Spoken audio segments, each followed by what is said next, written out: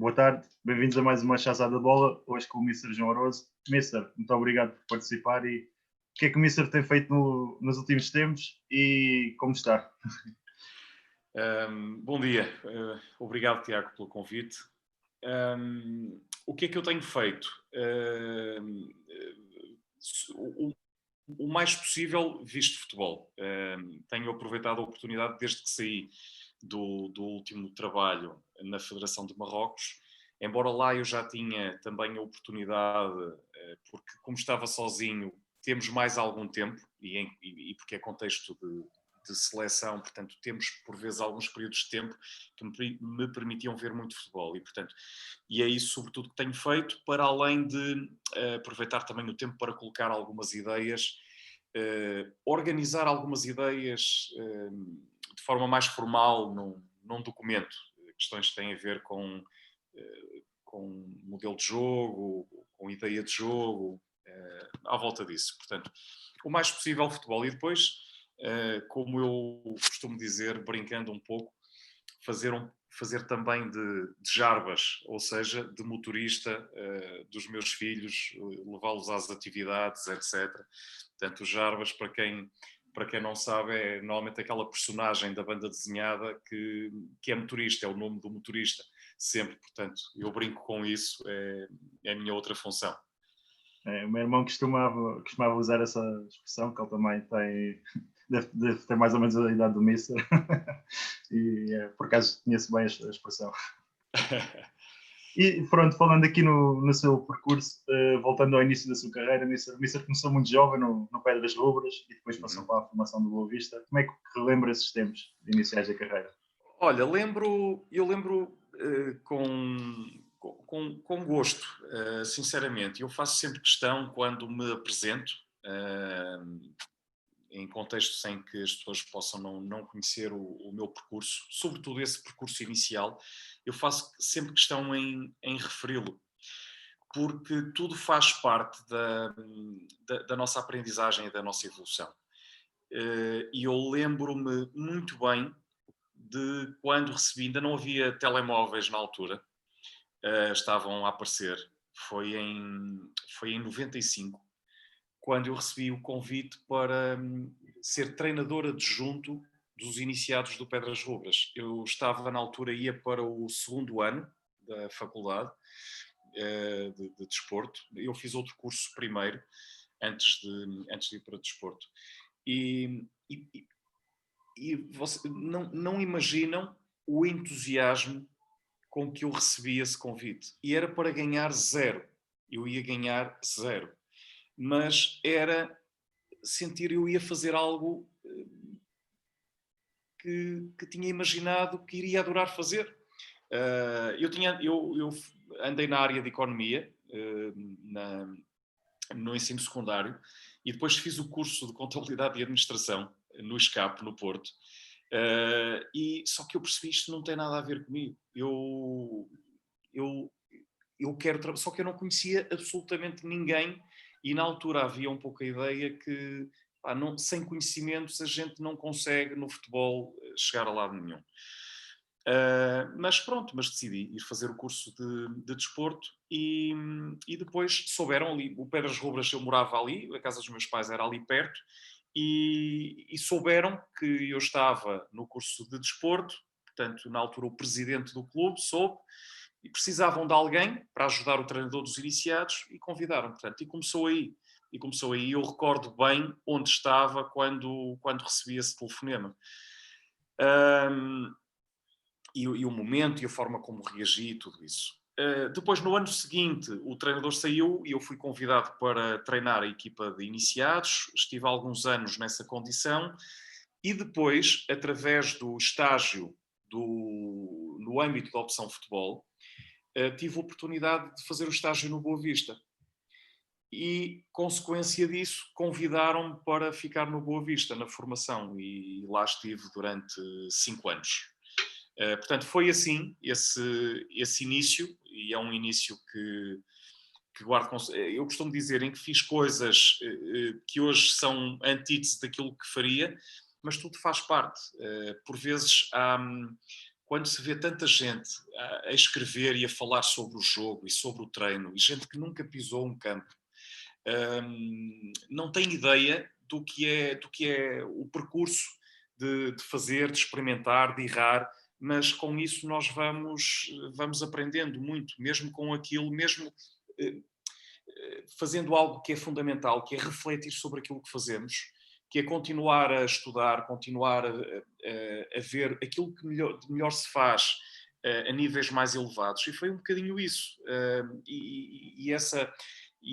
Essa procura de atualização e de estudo para saber mais, ao mesmo tempo em paralelo com aquilo que eu habitualmente fazia e a reflexão sobre aquilo que fazia. Julgo que foi isso que me foi fazendo evoluir e apaixonar cada vez mais por este trabalho. Sim, e se formos a ver, o jogo começou há 25 anos atrás, ou seja, o que se fazia há 25 anos era diferente do que se fazia há 15, do que se fazia há 10, do Claro. que se fazia há 5 e do que se faz hoje em dia. Se formos, por exemplo, ver, se calhar, questões de recuperação do atleta, que nem existiam na altura e hoje já temos muito em consideração, não é? Há tanta coisa. Sim, mas não era tão estudado, se calhar. Mas não estava tão evoluído, obviamente, como agora, essa parte do ponto de vista fisiológico da recuperação, mas e muitas outras coisas. O treino, a forma de ver o jogo, teve em Portugal, não só em Portugal, mas em Portugal, teve, porque não é por acaso que o treinador português é hoje em dia muito pretendido por todo lado, porque é fruto do desenvolvimento de uma ideia do que é treinar e do que é jogar, muito própria, com muitas influências. Não é? É difícil dizer o que é que... Eu acho que é a paixão que nós temos por isto, e depois estímulos que vêm de universidades, de treinadores que não vivenciaram a universidade, e existem alguns, mas que contribuíram muito, mais autodidatas, mas que contribuíram muito para o desenvolvimento da forma de ver o jogo e o treino em Portugal. E depois este é um processo do qual todos fomos bebendo um pouco, através do que nos chega, das conversas com colegas, do ver treinos, do ver jogos, da linguagem que se foi desenvolvendo cada vez mais sobre o jogo.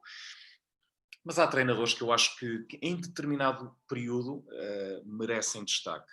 Eu acho que não, eu tenho mais dificuldade em reportar mais atrás. Há referências ao José Maria Pedroto, ao Eriksen, mas eu já não apanhei já não consigo referir-me a isso porque não vivenciei, mas eu lembro o Carlos Queiroz teve um contributo importantíssimo, até pela sua ligação universitária, e depois ao treino, rompendo algumas barreiras culturais, até a forma como o profissional da nossa área era visto. E depois não há como dizer o contrário, é impossível não fazer uma referência com um significado muito especial ao José Mourinho, porque a entrada dele não foi bem aceite, sobretudo por um status quo vigente na altura, e o Mourinho rompia, até pelo seu percurso anterior, por não ter sido um jogador de destaque, como não tinha sido o Queiroz. Houve muita resistência à sua entrada, depois também pela sua acutilância comunicacional, não é? Isso criou ali alguns stresses, mas depois primeiro percebia-se que ele era diferente, que era especial, de facto. Ele era especial antes de o ser formalmente, não é? Já era, claramente. E depois, pelos êxitos que conseguiu. Portanto, acho que ele traz claramente muitas influências do ponto de vista do treino, do ponto de vista dos conceitos, da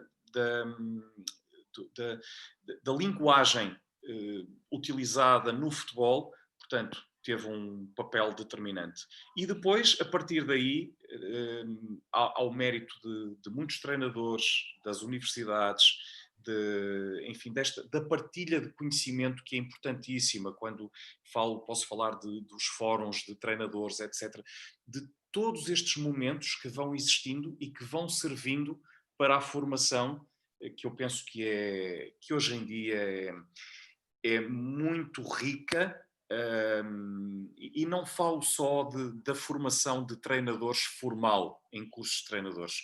Eu falo também da educação informal, que nós podemos obter através de ouvindo simplesmente uma palestra de um treinador, ouvindo um simples debate sobre futebol com intervenientes, dos que vale a pena, não é? Como é evidente, porque há aí muito ruído televisivo que não interessa para nada. E, portanto, fruto de tudo isto, eu acho que hoje em dia abundam as oportunidades para nós sermos cada vez mais competentes naquilo que é a nossa área. E tem muita oferta agora de cursos específicos para diretor, coordenador, preparador, recuperador, ou seja, já há muita esta especificidade que se calhar há 15, 20 anos não havia. É evidente. Havia seminários também, mas não, obviamente, com a globalização, Exato. nós, enfim, é só irmos à internet, temos é que saber escolher, não é? E não cairmos na tentação e no perigo que é nós simplesmente vermos exercícios e copiarmos esses exercícios, ok? Porque é muito fácil isso. E eu compreendo também, e acho que é um assunto até interessante de abordar aqui, eu também o fiz numa fase inicial.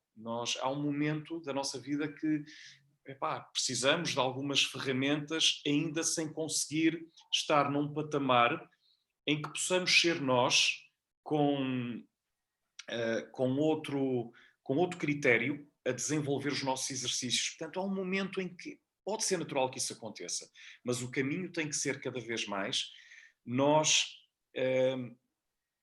criarmos os nossos exercícios, ou pelo menos adaptarmos algum exercício que nós vimos e que até achamos interessante, porque não há problema nenhum nisso, mas adaptarmos ao nosso contexto. Porque tudo isto é sistémico, ou seja, nós não podemos pensar... Primeiro nós temos que pensar enfim, tudo isto está relacionado e vamos ramificando e vamos entrando aqui em várias áreas, mas antigamente, quando eu iniciei, não se pensava muito, quando se pensava em forma de jogar, basicamente as pessoas referiam-se ao sistema de jogo. Exato. Era muito pobre. Depois havia alguns conceitos, mas eram conceitos ainda bastante rudimentares. Hoje, o nível em que se pode abordar estes temas é muito mais evoluído. Agora, uma questão é essencial, é que tudo é sistémico. E nós não podemos pensar em treinar sem termos inerente como é que nós queremos jogar. E resultado de tudo isto é nós pensarmos como é que nós queremos, pensando como é que nós queremos jogar, termos isso como base para nós desenharmos os exercícios que nós queremos utilizar. Esse é claramente o caminho. E depois tudo está relacionado com a equipa que nós temos, com os jogadores que temos à disposição, com o contexto de competição em que estamos, enfim. Mas isto, do meu ponto de vista, e mais treinadores com alguma experiência têm feito esta referência, é muito importante. Nós, quando buscamos informação, termos sempre esta preocupação com perceber ter em conta o nosso contexto, não é? Precisamente. Acho que E isso depois eu estava a é dizer, fundamental. Sim, temos que adaptar, porque, por exemplo, eu lembro-me, assim, um exemplo, conversando com um amigo meu, comprei um livro do Guardiola que tinha vários exercícios. E ele perguntou-me, o livro é interessante? É interessante, mas isto para a minha equipa eu tiro daqui 0 porque eu não tenho jogador nenhum que vira o flanco ou que meta passos em profundidade como o sentimento. Ou seja, é interessante, podes ver algumas coisas, mas se calhar para o teu contexto também não vai servir muito. O melhor exemplo que eu posso dar, Tiago, é eu no início, quando comecei, nos primeiros anos, eu comprava livros para ver exercícios. Exato. Para utilizar no meu treino. Eu agora seria incapaz de comprar um daqueles livros, 1000 e não sei quantos exercícios, incapaz, não me diz rigorosamente nada. Agora, ler livros, falaste do Guardiola, agora ler um livro sobre o Guardiola, há uns muitíssimo interessantes escritos pelo Martí Perarnau, um jornalista catalão. Ler isso e com tudo isso refletir sobre aquilo que é o jogo, sobre aquilo que é o treino, sobre aquilo que é a liderança de uma equipa, isso traz-me um aporte enorme, não é? E que influencia a forma como eu posso pensar a minha ideia de jogo e a forma como posso pensar o treino. Mas são caminhos diferentes. Claro, claro. Sim, e lá está, só dando um exemplo, pronto, e também o João já tem uma experiência vasta, já não, penso também já não é necessário, né, recorrer a este tipo de estar a ver livros ou coisas assim. Claro, não, mas livros, eu gosto muito de ler e tendo Não, sim, oportunidade, não não livros de exercícios, não livros de exercícios. exato.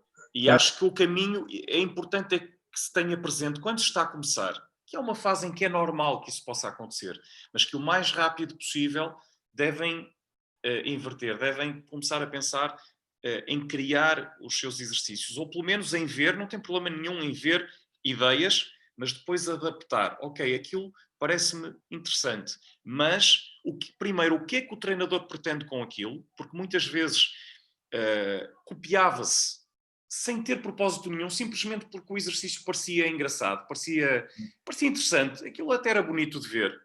E sem qualquer transfer, sem qualquer ligação, a tal parte sistémica, não é? Não existia. Aquilo caía ali completamente isolado de tudo o resto, desinserido de qualquer contexto. E é isso que não pode acontecer. Nós temos que contextualizar tudo aquilo que nós fazemos. Exato. Não, eu concordo com isso, sinceramente. Eu também gosto de pensar bastante nos meus exercícios. Ainda estou numa fase que de vez em quando vou pesquisar para ter ideias, mas já está, tento sempre adaptar ao meu contexto, né? Tem que ser assim. Missa, e depois o Sporting como a primeira experiência em sénior, certo? Sim, foi um salto gigante que dei na altura, porque eu trabalhava na formação do Boa Vista, tinha trabalhado já com vários escalões, e na altura eu estava a fazer o mestrado ainda era FQDEF, atual FADEUP, e fui aconselhado, em função do tema que eu decidi fazer, depois de muitas dúvidas, eu decidi na altura fazer um tema ligado à fisiologia do treino. E então fui aconselhado pelos professores da faculdade a consultar o doutor Gomes Pereira, que era médico do Sporting, e que tinha feito trabalhos desta natureza com o Carlos Queiroz, nos tempos de Sporting e Seleção Nacional, se não estou em erro. E assim fiz. Portanto, fizeram a ponte, eu fui falar com ele, e ele interessou-se muito pelo tema e propôs-me dar acompanhamento. E fruto disso, eu conto isto porque já lá vai algum tempo, mas é como eu costumo dizer, é preciso, por vezes no nosso caminho, ter a pontinha de sorte, mas também ter condições para agarrar a oportunidade. Preparado, por vezes aparece a oportunidade e não temos condições para agarrar.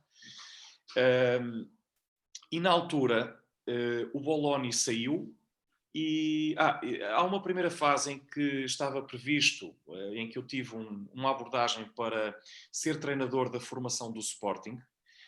Na altura o Sporting, estamos a falar de 2003, 2002, 2003, por aí. O Sporting era a grande referência da formação em Portugal, unanimemente reconhecida. E, portanto, na altura, eu ter uma abordagem nesse sentido, só isso deixou-me muitíssimo satisfeito. Eu era professor no ISMAI, professor de futebol no ISMAI, na altura, mas foi algo que surgiu e que eu, desde logo, manifestei interesse.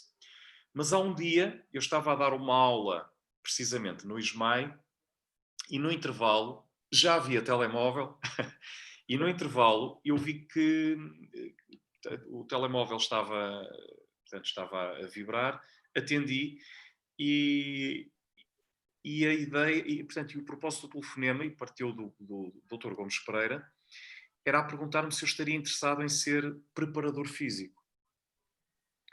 E eu pensei, bem, provavelmente contexto de equipa de júniores ou de equipa B, mas não, o contexto era da equipa principal, porque iria haver um novo treinador e estava definido que ele iria trabalhar, para além de médico, como fisiologista. Portanto, a ideia era ter alguém que trabalhasse na equipa técnica, mas em ligação com ele. Portanto, e nasce aqui o meu salto grande, gigante, para a equipa profissional do Sporting. Posso dizer que, naturalmente, na altura foi um conjunto de emoções enorme. Quando me é colocada esta questão, não é? Eu, se fosse verdadeiro, se calhar diria que não estava preparado, mas depois andaria a vida toda a dar cabeçadas na parede. Obviamente eu tive que dizer que sim, que estava preparado e interessado. E pronto, e depois obviamente isto passou por a entrevista com o Fernando Santos, para ele me conhecer bem, e foi o Fernando Santos o treinador escolhido. Exatamente. E portanto, foi assim, e felizmente as coisas correram bem, porque também podiam, enfim, ao fim de algum tempo, ter-se sentido que eu não tinha condições, mas felizmente as coisas correram bem, e foi um percurso de muitos anos no futebol ao mais alto nível, como preparador físico numa fase inicial, mas depois, na prática, as minhas funções, mesmo logo nessa época com o Fernando Santos, eram muito mais de um treinador adjunto do que um preparador físico, sobretudo como o vemos hoje. Porque houve uma mudança também significativa daquilo que era o preparador físico na altura, que era um elemento das ciências do desporto, mas o meu envolvimento, juntamente com o Fernando Santos, logo nessa época, naquilo que era a preparação do treino, era muito distinto daquilo que era o preparador físico tradicional e daquilo que é também o preparador físico hoje em dia. Exato. Portanto, foi assim, este salto foi desta forma que aconteceu. E correu bem, que o Mister ainda foi com o Mister João para o ECABA, certo? Com o Mister Fernando Santos. Com o Fernando Santos. Mister Fernando Santos, sim.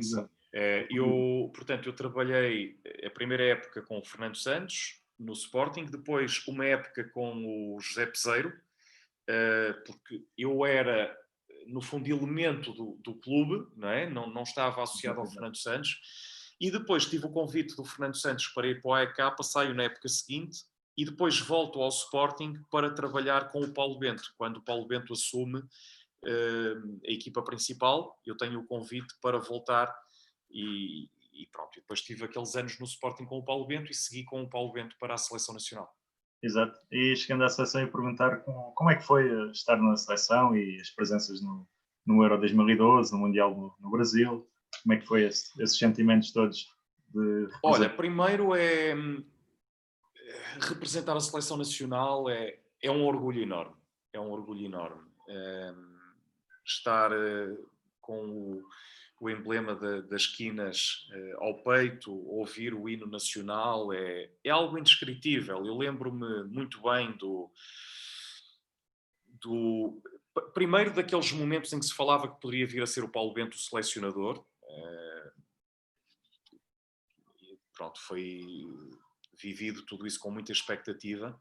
E depois lembro-me bem da estreia no Dragão contra a Dinamarca. Não, eu estava lá a ver esse jogo, por acaso. Sim, foi como? Foi 3-0, não foi? Assim, eu acho que foi 3-1. Se me lembro bem, foi 3-1. Talvez.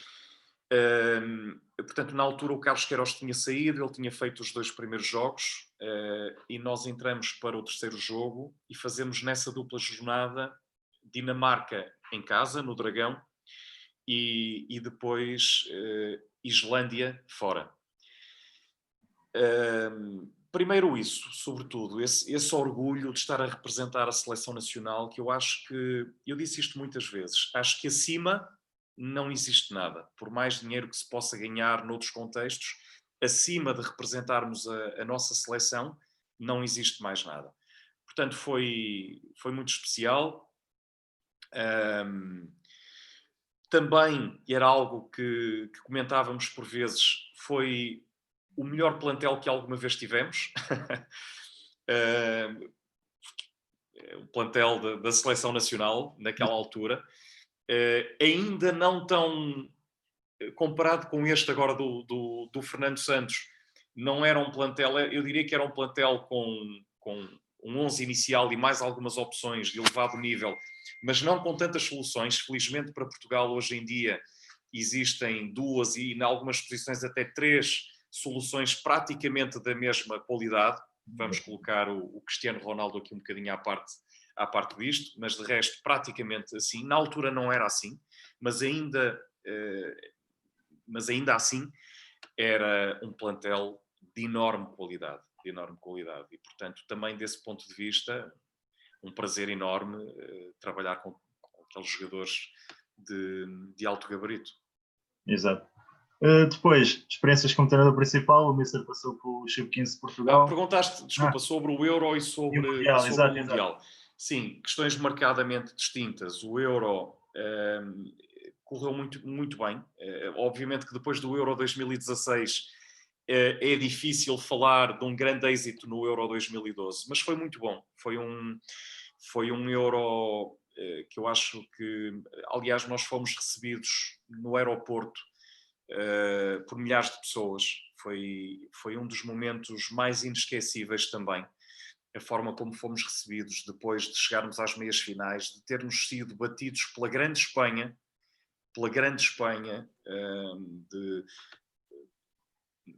aquele Dream Team da Espanha, com o Iniesta, Xavi, por aí fora, ao mais alto nível.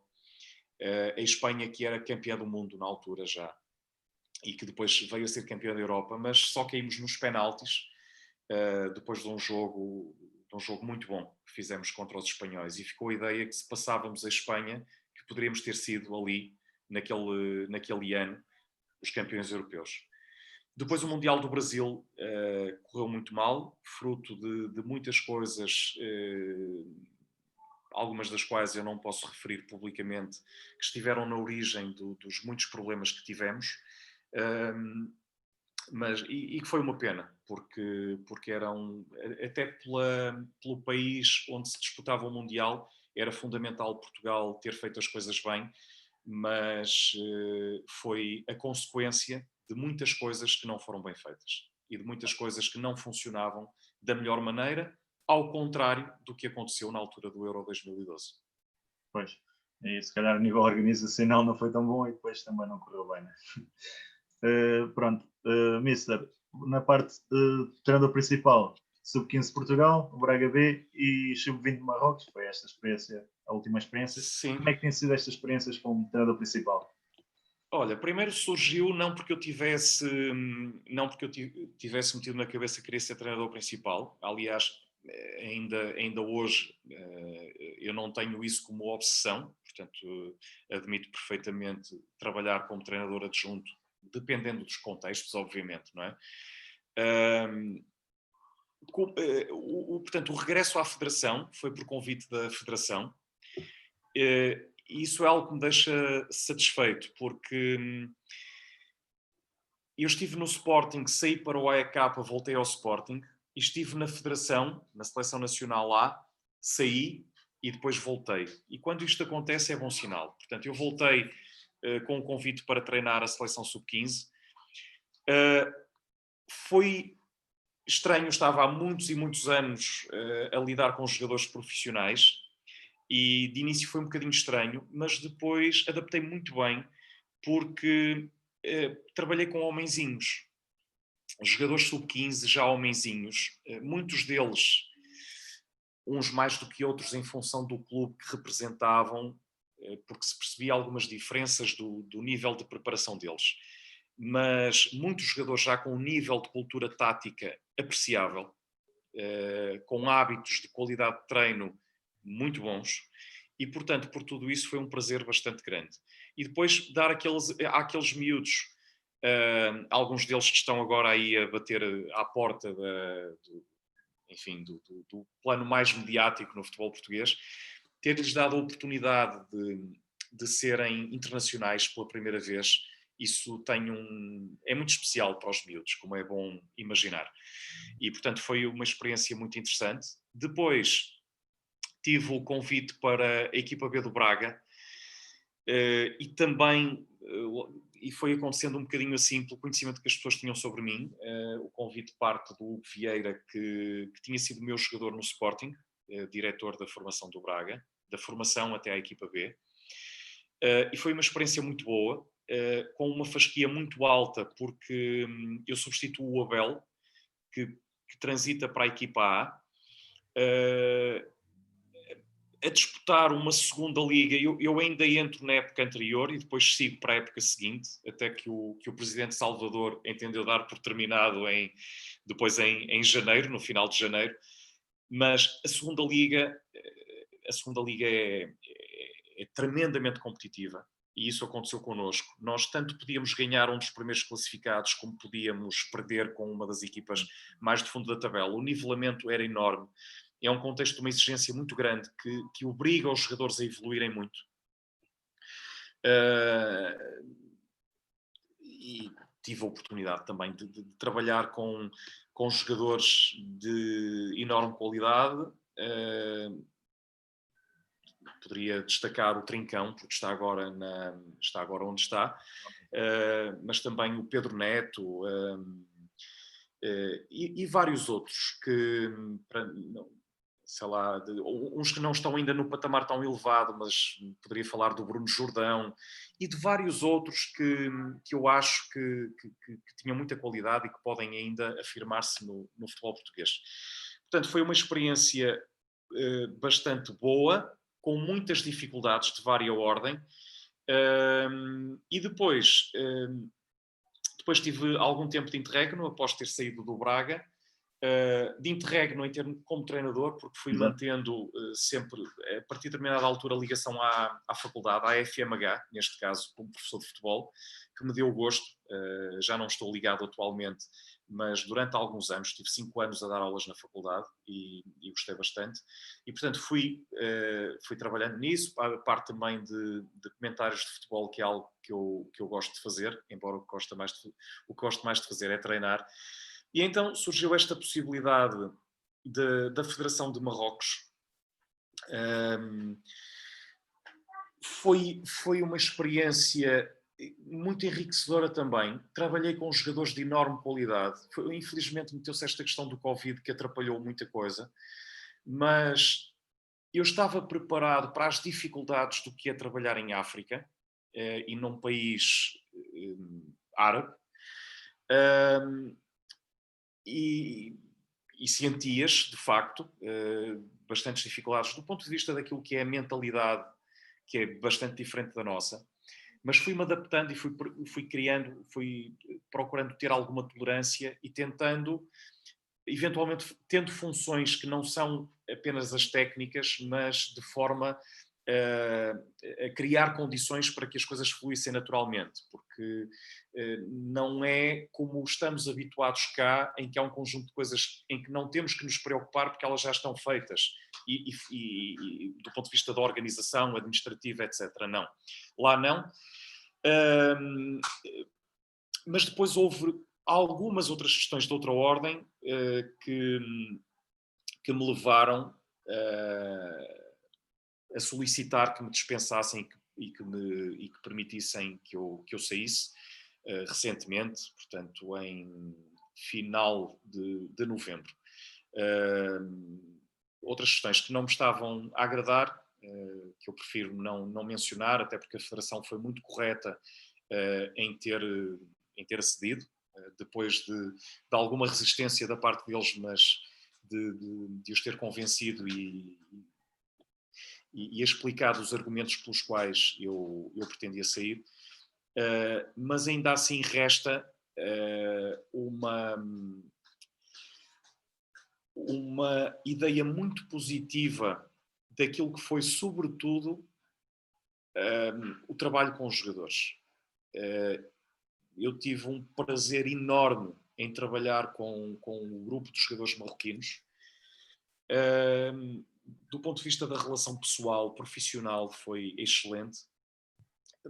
Percebi, foi uma surpresa para mim, que Marrocos tem muitos e muitos jogadores de enorme qualidade. Mas a maior surpresa foi perceber que muitos deles jogam na Europa. E se formos para gerações abaixo, falando, por exemplo, da seleção sub-17, isso também acontece. E porquê? Porque há muitos marroquinos na Europa, em Portugal não muito, mas em países como França, Espanha, Holanda, Bélgica, Alemanha, sobretudo estes países, há muitos marroquinos. E, portanto, consequentemente, há jogadores, portanto, já de segundas gerações, Exato. que nasceram lá, nesses países, que jogam, obviamente, em clubes desses países e muitos deles até que integram as seleções nacionais desses países. Portanto, houve um trabalho também de nos apresentarmos, de procurarmos perceber alguns jogadores que poderiam jogar pela seleção de Marrocos, mas que jogavam também por outras seleções, se queriam experimentar, vir conhecer, eventualmente mudar o enquadramento em termos de seleção. E, portanto, foi um trabalho interessantíssimo.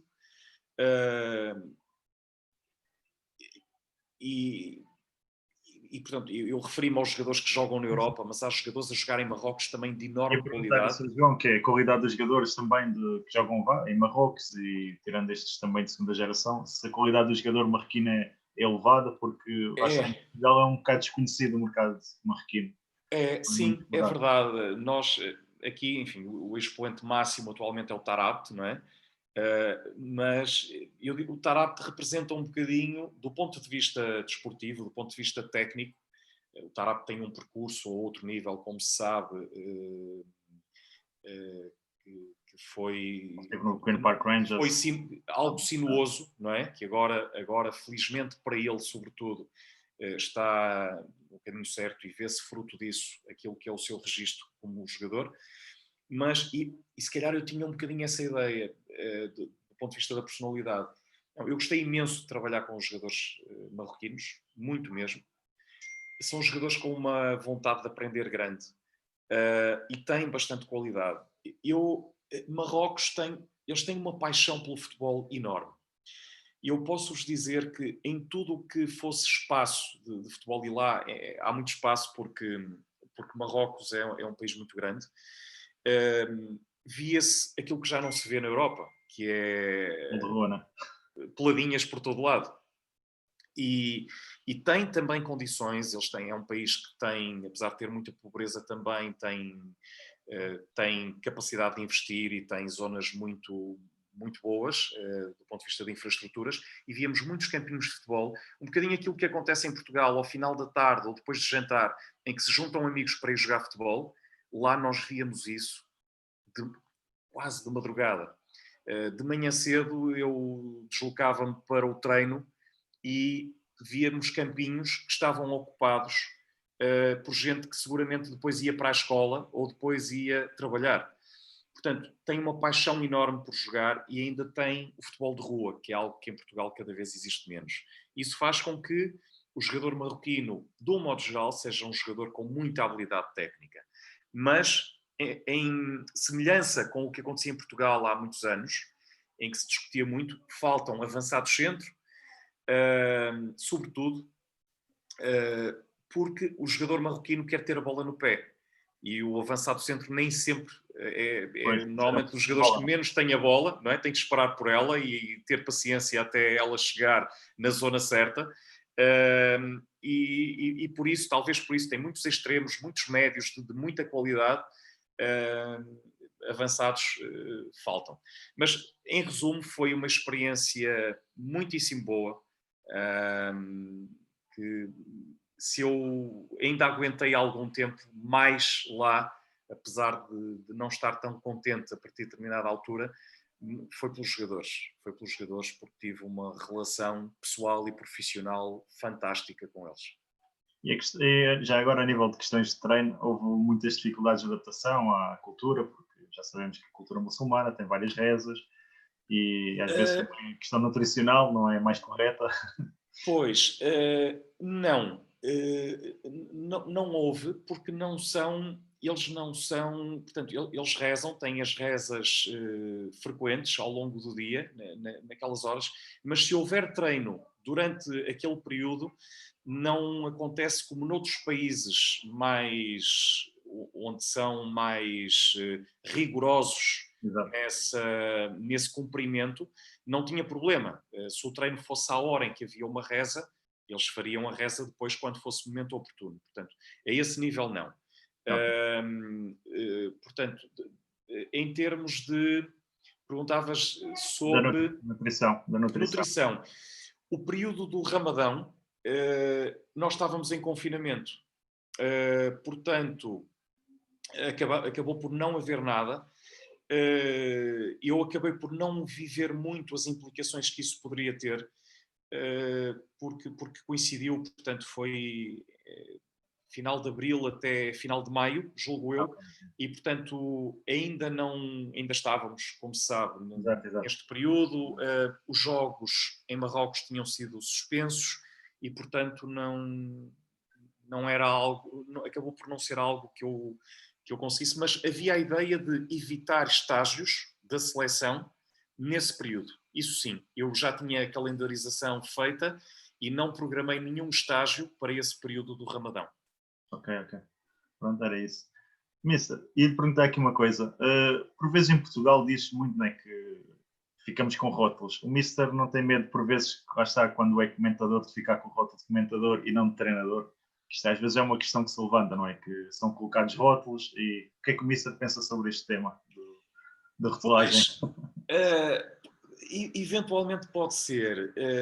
Eu tenho para mim claramente que... Eu gosto de comentar, porque gosto muito de falar sobre o jogo e não estando a treinar é uma forma de eu ocupar a minha cabeça com aquilo que mais gosto, que é ver futebol. Isso posso ver sempre, como é evidente, mas obriga-me ainda mais a ver com a intenção de preparar algumas coisas. Quando nós vamos comentar um jogo, nós fazemos muita coisa que tem a ver com o trabalho de treinador, que é analisar as equipas, perceber como é que elas jogam, para depois tentar decifrar isso de uma forma mais simples para quem nos ouve. Portanto, essa parte, e depois é estar a olhar para o jogo que está a acontecer e tentar transmitir aquilo que nós estamos a ver, e lá está, uma vez mais, de uma forma simples, que seja acessível a toda a gente, porque não estamos a falar apenas para treinadores. Mas, tendo noção um bocadinho disso que estás a referir, eu procuro, sobretudo nesta fase da minha carreira, e eu voltei porque a Sport TV deixou uma porta aberta para quando eu tivesse disponibilidade voltar a colaborar. Aliás, mesmo quando estava na Federação de Marrocos e quando vinha a Portugal, fazia um ou outro programa, mas prefiro que não seja com muita frequência, precisamente por isso, porque não quer dizer que... Repara, há muitos... O Abel Ferreira foi comentador da Sport TV também. O José Mourinho, em determinados momentos da sua carreira, tem feito comentários de futebol. Não, Mister, eu percebo. Eu acho que nós, como... Mas eu percebo isso. Devemos estar gratos por ter treinadores principais a comentar os jogos, né? Porque se tivéssemos só pessoas comentadoras que nunca estiveram no treino, acho que não vai ser tão rico. Mas, pronto, mas tens razão nesse aspecto. Por vezes, se nós ficamos muito tempo, as pessoas passam-nos a identificar como o comentador e não o treinador, que de vez em quando também faz comentários. Exato, e precisamente por isso eu prefiro não estar assiduamente, ou seja, não ser aquele comentador a tempo inteiro, mas ter algumas colaborações, como vai acontecendo agora, pontuais, porque aquilo que quero, acima de tudo, é treinar. Exatamente. E a nível de projetos futuros, está mais virado para a seleção, para clubes? O que é que o Mister... Não tenho, eu gosto, há treinadores que dizem que não gostam de trabalhar em seleções, eu gosto, tive essa experiência nas seleções portuguesas, seja a IA, seja a seleção sub-15, e agora com Marrocos também, com o sub-20. Eu gosto, é uma realidade que gosto, porque não tendo tanto treino, é verdade, mas há um trabalho de pesquisa dos jogadores, de observação de muitos jogos, de programação, enfim, é interessante também, mas também gosto do dia-a-dia do treino, de estar sistematicamente a treinar, de ter muitos jogos, portanto gosto de ambas as coisas. Em termos de projetos, neste momento não tenho, mas o que... Projeto, é muito difícil falar em projeto, não é? Nem gosto muito dessa expressão, mas sobretudo posso estar interessado em diferentes contextos, falando clube ou seleção, falando em Portugal ou no exterior, mas não qualquer coisa. Se fosse qualquer coisa já estaria novamente a treinar. Não qualquer coisa, porque por vários motivos e também porque temos um currículo para trás que queremos também preservar e, portanto, espero por algo que seja interessante, enfim, como eu julgo que têm sido estas experiências que eu tenho tido até ao momento. E vamos ver. Sim, eu percebo que o Mister diga que o projeto não é a melhor palavra, porque por vezes um projeto de 4 anos acaba ao fim de 3 meses. Sim, sim, é verdade. Eu acho que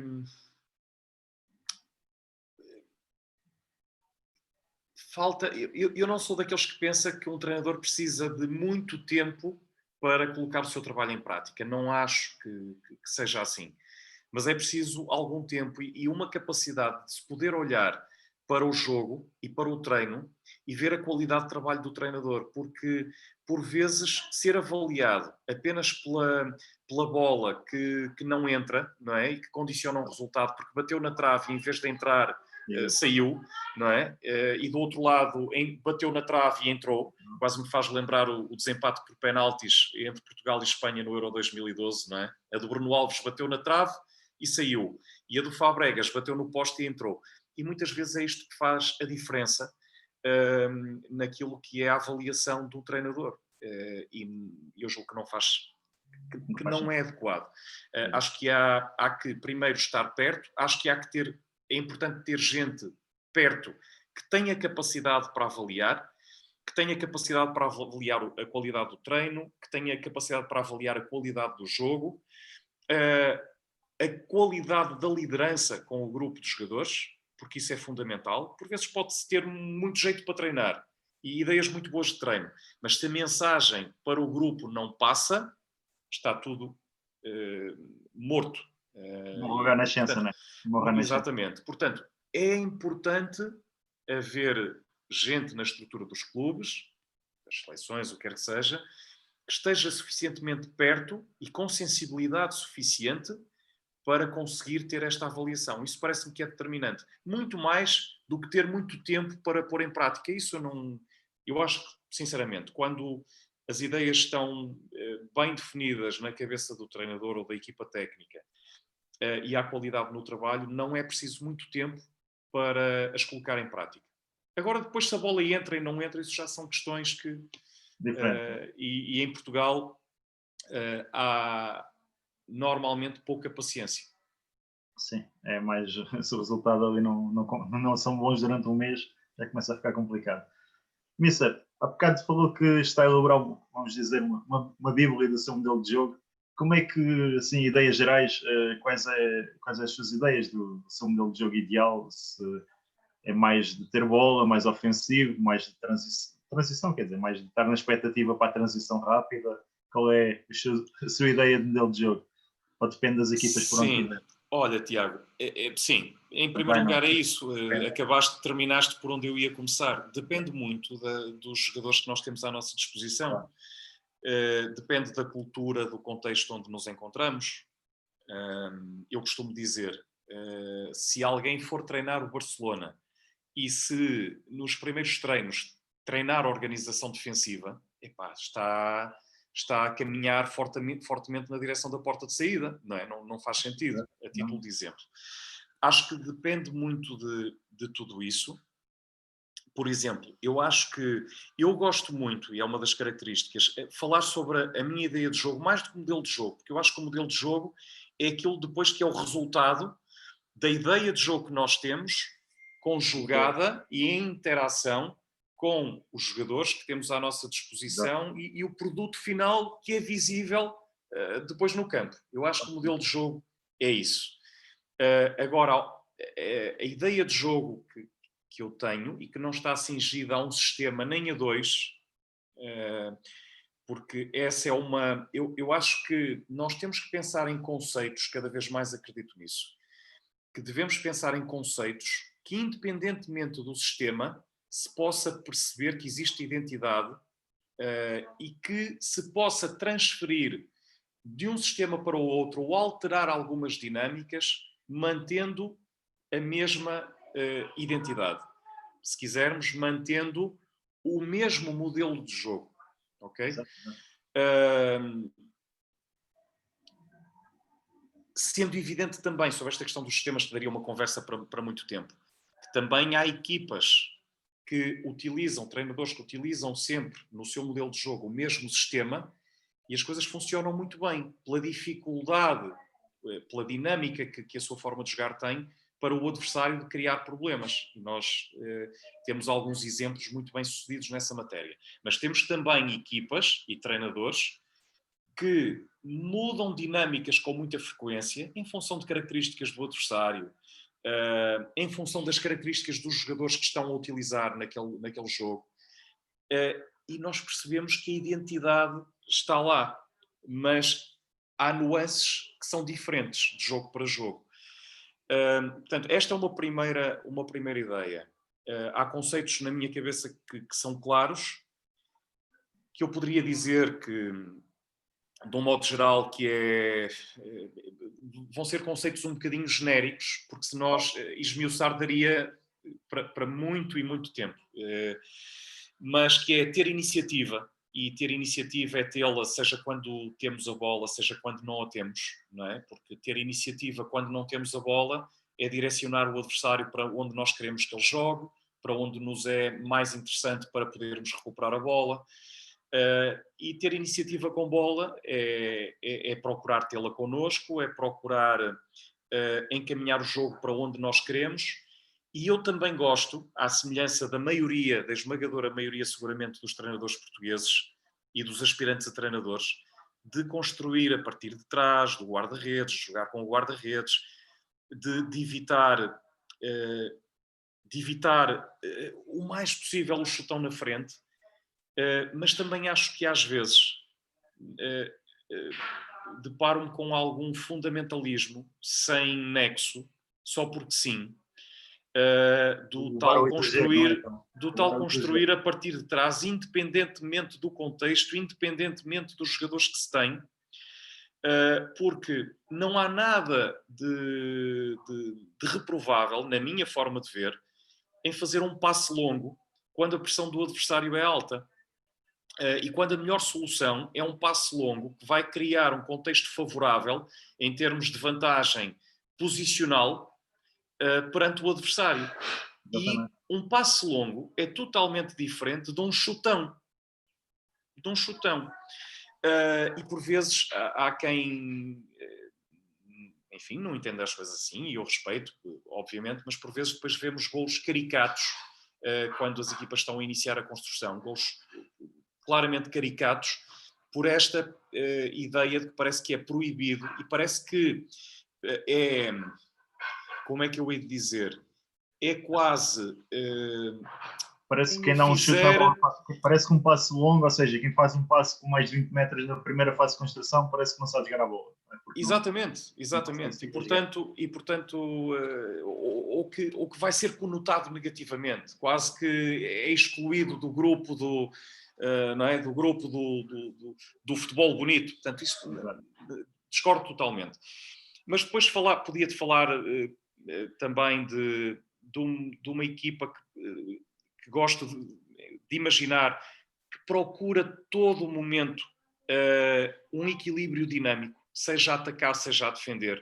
E isto traduz-se por um jogo de, quando se tem a bola, um jogo de coberturas ofensivas permanente para prevenir o momento da perda, criação de linhas de passe constantes com todos os jogadores a terem uma intenção.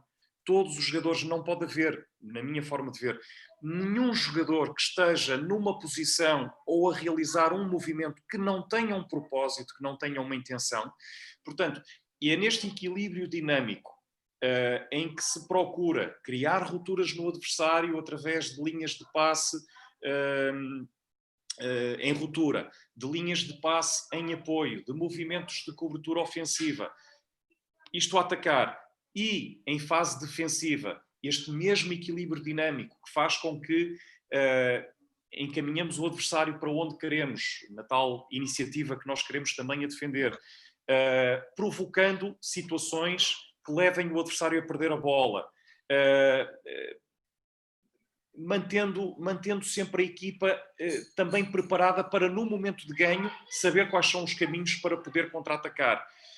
E aqui eu distinguia e aproveitava esta oportunidade, Tiago, para referir algo que eu acho que muitas vezes é utilizado, e aqui vou um bocadinho à parte, que eu acho que é importante também, dos conceitos, de distinguir a transição do contra-ataque. Okay? Porque se fala muitas vezes eu ouço expressões como equipas de transição. Eu não sei o que é uma equipa de transição. Uma equipa de transição é uma equipa que está a todo momento a ganhar e a perder a bola. E isso não existe, porque transição é passagem de um estado ao outro. Exato, é a passagem do estado de ter bola para não ter, ou de não ter para ter. E quando nós falamos, é uma equipa muito forte nas transições, muito bem. É uma equipa muito forte no momento da perda ou no momento do ganho. Mas depois, é verdade que nós, normalmente, quando mostramos imagens de contra-ataque, quando nós mostramos imagens, por exemplo, de transição ofensiva, acabamos por mostrar imagens, muitas vezes, de contra-ataque, que é ganho de bola e fazê-la progredir até chegar à baliza adversária, normalmente de forma rápida. Ataque rápido ou contra-ataque. Exato, rápido ou contra-ataque. E habituamos-nos a dizer são imagens de transição. Mas as imagens de transição terminariam pouco tempo depois de ganhar a bola, neste caso. Okay? Portanto, são muito mais imagens de contra-ataque ou de ataque rápido. E eu acho que é importante aproveitar este momento já agora para esclarecer, porque acho que muitas vezes se utiliza este conceito de forma errada, e acho que nós não devemos complicar demasiado o futebol. Mas acho que há alguns conceitos para estarmos identificados com a linguagem daquilo que é importante no futebol. Acho que esta é uma delas e aproveito este momento também para retificar. Agora, sobre a ideia de jogo, levaria muito mais tempo para poder explicá-la, percebes? Mas posso dizer, de um modo geral, gosto de uma equipa que tenha capacidade para ter a bola, que tenha capacidade no último terço para ter virtuosismo, para ir jogadores com qualidade para irem para cima dos adversários, com liberdade para o fazerem, mas depois dentro de uma ordem também que é dada pela estrutura da nossa ideia de jogo e do modelo de jogo. E essa ordem é, no plano ofensivo, na fase ofensiva, é sobretudo não intervir sobre o jogador que tem bola, embora se possa, pelo menos do tipo, olha, anda cá, para aí, há momentos em que é importante, vê lá só as opções que tu tinhas. Haveria opções melhores do que essa que tomaste? Vê bem. Este tipo de intervenção, a mim parece-me importante sobre o jogador com bola. Mas a nossa intervenção, a intervenção do treinador, no plano ofensivo, é muito maior, ou deve ser muito maior, sobre os jogadores sem bola. Porque são esses que vão dar as soluções, as diferentes opções que têm que obedecer a uma ordem, ao tal equilíbrio dinâmico ofensivo, que depois vai permitir ao jogador com bola tomar as melhores decisões, que por vezes tomam decisões melhores do que aquelas que nós tínhamos imaginado. Os grandes jogadores têm isso, não é? No plano defensivo, só para fechar um bocadinho esta ideia, Tiago, no plano defensivo, eu acho que, e há treinadores que dizem isso, Jorge Jesus fala muito disso, que o treinador, é muito mais fácil trabalhar o plano defensivo, e eu concordo, mas acho que a organização defensiva, na minha forma de ver e na forma como trabalho, dá muito pouca percentagem à decisão do jogador. É fechada, claramente. Ou seja, os jogadores têm que saber exatamente, em função da zona da bola, em função do posicionamento dos colegas e também, mas eu colocaria em terceiro plano, o posicionamento dos adversários, onde é que tem que se colocar e como é que tem que agir. Tem que saber exatamente o que tem que fazer. E tem que ser muito claro para todos. E aí há pouca margem para decisão deles. É o que está definido. Porque eu acho que, do ponto de vista defensivo, sendo assim, a equipa vai muito mais facilmente pensar o mesmo ao mesmo tempo, que é uma característica para mim determinante para que funcione, e o jogador vai se sentir mais seguro porque sabe exatamente aquilo que tem que fazer nos mais diversos contextos. Portanto, eu resumiria desta forma como eu entendo e aquilo que, enfim, questões mais macro daquilo que é a minha forma de entender o jogo. E fazer aqui a pergunta tradicional do Mr. Ricardo, que hoje não pode estar aqui. E a questão das bolas paradas? O Mr. gosta de espalhar ao longo da semana, definir um dia apenas para isso? Como é que trabalha as bolas paradas? Olha, com mais frequência, acho que há vários caminhos para o fazer. Já fiz de formas diferentes. Com mais frequência, na sessão do dia anterior ao jogo, por questões que têm a ver, obviamente, normalmente implicam menos esforço, por questões que têm a ver também, eu gosto de, durante a semana, ter um dia em que o foco mais determinante, e eu gosto de ter isso no treino, a ver temas que são os temas fundamentais. E há um dia que é mais focado na organização ofensiva e na transição defensiva. Portanto, o que é que vamos fazer, seja de acordo com a nossa forma de jogar, mas também plano estratégico. O que é que nós vamos fazer quando tivermos a bola e quando a perdermos? E, portanto, o foco está mais aí. E mesmo aquilo que são as imagens a mostrar aos jogadores do plano de jogo, etc., eu gosto de, nesse dia, embora nem sempre faça da mesma forma, nesse dia focar nesses aspectos. Ou seja, o adversário faz isto a defender, portanto, no treino vamos mostrar como é que nós vamos atacar. E quando eles perdem, quando eles ganham a bola, contra-atacam desta maneira, a sua transição ofensiva é assim, portanto, vamos mostrar o que é que temos que fazer e depois no treino vamos treiná-lo. Portanto, eu gosto de organizar assim e, portanto, deixo, por uma questão de separação por temas, as bolas paradas normalmente para a última sessão, com mais frequência. O que não quer dizer, e é onde abordo também, em termos de vídeo e de reunião com os jogadores, esse tema. O que é que eles fazem e, face a isso, o que é que nós vamos fazer. O que não quer dizer que já não tenha feito diferente, que já não tenha introduzido ao longo da semana. É difícil nós termos a certeza absoluta da melhor forma de entrar nos jogadores, de qual a forma mais eficaz. Quando nós temos, se há necessidade de introduzir muitas bolas paradas, é difícil deixar tudo para a última sessão, até porque concordo também com esta ideia de que muita informação mais próximo do jogo não é muito positiva. Agora, quando é para introduzir mais uma outra nuance ou revisitar uma outra situação que já trabalhamos e que vamos aplicá-la neste jogo, eu diria que é a forma como, sobretudo, como foi mais frequente fazer na experiência que tenho. Portanto, em termos de treino das bolas paradas. Ok, Mister, uma última pergunta que lhe faço é assim, qual é o que vem à memória do melhor momento da carreira, ou um ou dois dos melhores momentos da carreira que vem assim à memória? E assim de repente, vários, não é?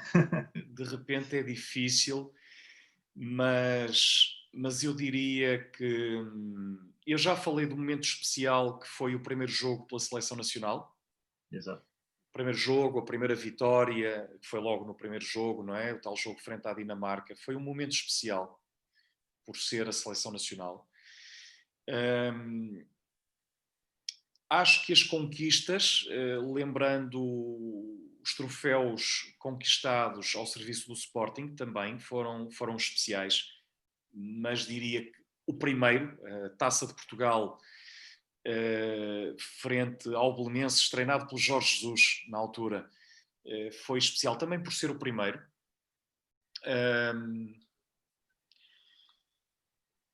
Portanto, eu julgo que poderia resumir dessa forma, não esquecendo também a tal chegada a Lisboa, depois do